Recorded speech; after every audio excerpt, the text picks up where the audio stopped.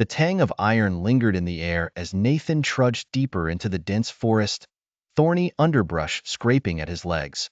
He peered over his shoulder at Emma, who followed closely, her eyes wide with dread. Their car had broken down miles back, and with no signal and dusk falling, finding shelter was their only option.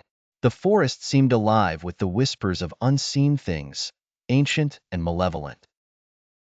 An uneasy silence cloaked the pair, broken only by the snap of twigs underfoot and the distant call of night birds.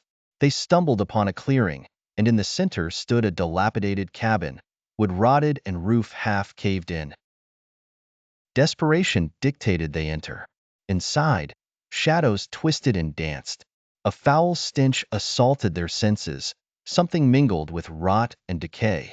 Nathan struck a match, the small flame revealing walls adorned with bizarre symbols and crude drawings. Emma shivered, clutching Nathan's arm.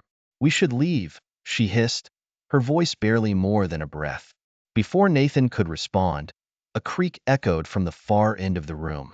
An old woman emerged from the shadows, her eyes black as coal, set deep in a face like desiccated leather. "Guests?"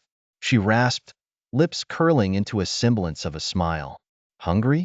Emma's grip tightened. Nathan felt her tremble. "No, we were just—" "Don't be silly," the woman interrupted. "You must be famished."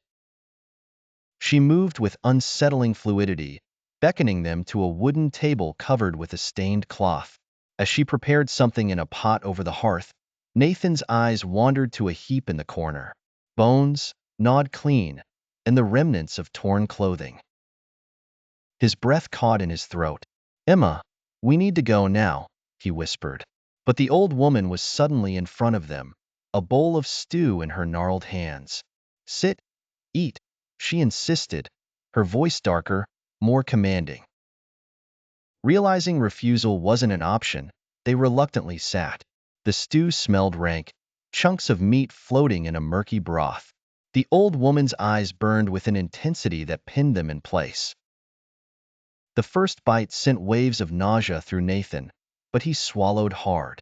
Across the table, Emma choked back tears, fear etched in every line of her face. Suddenly, the sound of footsteps approached.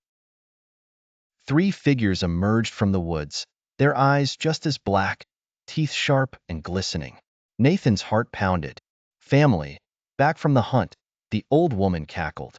Emma bolted for the door, but the figures were upon her before she could reach it. Nathan lunged to help, but hands like iron gripped his arms, pulling him back. The forest echoed with their screams, muffled by the oppressive canopy. The creatures dragged them deeper into the shadows, the last vestiges of twilight swallowed by the night. Days later, scattered remnants of belongings were all that remained. Whispers of Nathan and Emma lost to the forest, becoming yet another dark tale woven into its sinister lore. And in the depths of the woods, a new pile of bones grew. The forest continued to whisper, and the cabin waited for its next guests, the feast of shadows never ending.